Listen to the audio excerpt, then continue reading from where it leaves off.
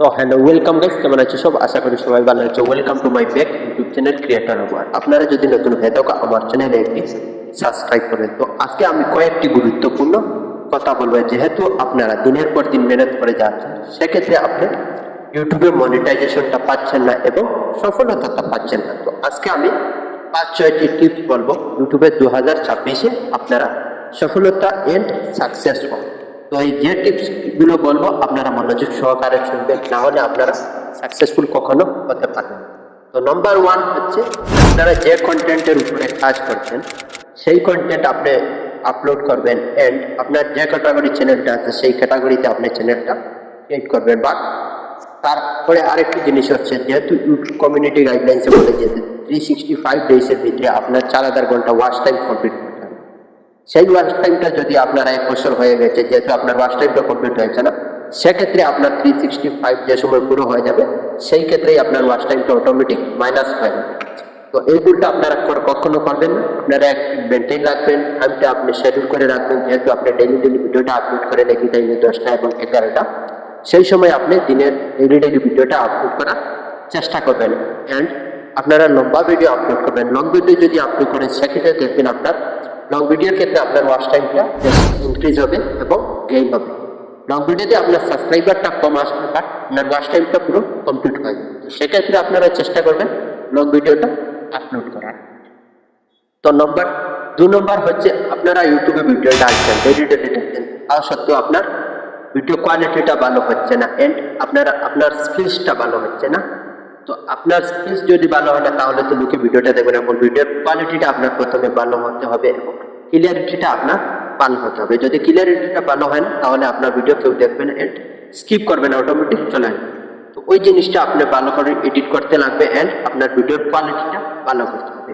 তো নাম্বার 3 হচ্ছে, যেহেতু আপনারা ভিডিও বানিয়েছেন, আপনি এক কন্টেন্টের উপরে কাজ করছেন, ঠিক আছে, ভালো কাজ করছেন, তো সেক্ষেত্রে আপনি চেষ্টা করবেন আপনার হ্যাশট্যাগ, ট্যাগ, ডেসক্রিপশন এগুলো আপনি ভালো। যদি আপনার ডেসক্রিপশনে টাইটেলে যেটি লিখেছেন সেটি যদি আপনার ডেসক্রিপশনে লিখেন না, তাহলে আপনার ভিডিওটা ভাইরাল হবে না।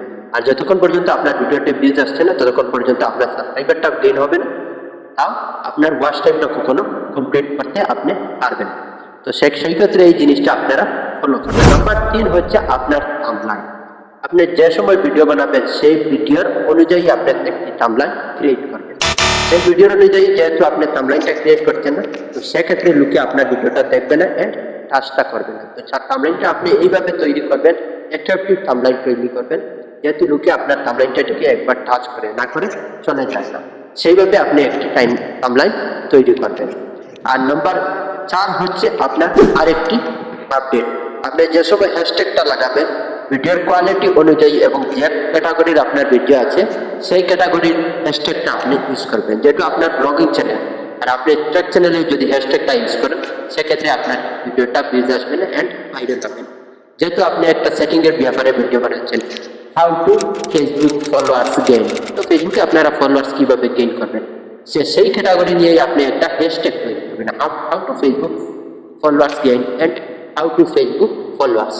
এইভাবে আপনি হ্যাশট্যাগটা তৈরি করবেন, দেখবেন আপনার ভিডিও অবশ্যই ভিউজ আসবে। যদি বেশি আসে না, তাও সত্ত্বেও অল্প ভিউজ ধরে আপনার ভিউজটা অটোমেটিক বাড়বে। আর নাম্বার 5 হচ্ছে, আপনারা যে কোনো প্ল্যাটফর্মে কাজ করেন না কেন, ফেসবুক, ইনস্টাগ্রাম, টুইটার, টেলিগ্রাম, যেটুকু হোক কেন, আপনারা মনোযোগ সহকারে কাজ করবেন এন্ড আপনি ধৈর্য ধরে কাজটা করবেন। যেহেতু আপনি 100 ভিডিও ছেড়ে দিয়েছেন এবং 200 ভিডিও ছেড়েছেন, তা সত্ত্বে আপনি মনিটাইজেশনটা পাচ্ছেন না এবং সফলতা পাচ্ছেন না, আপনি ভিডিও বানানো বন্ধ করে দিচ্ছেন এবং ছেড়ে দিচ্ছেন, তো আপনার এখানে একটি রিজন রয়েছে, আপনার ধৈর্য শক্তিটা আপনি যতক্ষণ পর্যন্ত রাখতে পারছেন না, ততক্ষণ পর্যন্ত আপনি সোশ্যাল মিডিয়া যে কোনো প্ল্যাটফর্মে সাকসেসফুল হতে পারবেন না। তো আপনারা ধৈর্য রাখবেন। যেহেতু আমি 4টি টিপস আপনাকে বলে দিয়েছি, তো লাস্ট নাম্বার হচ্ছে আরেকটি টিপস। নাম্বার 5 হচ্ছে আপনার ক্রিয়েটিভিটি, আপনার কন্টেন্ট, আপনার কনসিস্টেন্সি, আপনার অপরচুনিটিস, এই জিনিসগুলো যদি আপনি ভালোভাবে করতে পারেন না এবং রুল রেগুলেশন মেনে যদি কাজ করতে পারেন এবং টাইমলি যদি মেনটেন করতে পারেন না, তো সেক্ষেত্রে আপনি ইউটিউবে সাকসেস হতে পারবেন না। এই জিনিসগুলোতে আপনার সবসময় ভ্যালু দিবেন এবং খেয়াল রাখবেন সেই জিনিসগুলোতে। আর আপনি যে সময় ভিডিও বানাবেন, একটি জিনিস চেষ্টা করবেন আপনি আপনার ফেস ভ্যালুটা শো করেন। যদি আপনি ফেস ভ্যালু শো করে ভিডিও বানান, তাও তো দেখবেন আপনার চ্যানেলটা জলদি গ্রো হয়ে যাবে এবং আপনার ভিউজটাই অটোমেটিক চলে আসবে, সেই ক্ষেত্রে আপনার সাবস্ক্রাইবারটা গেইন হবে।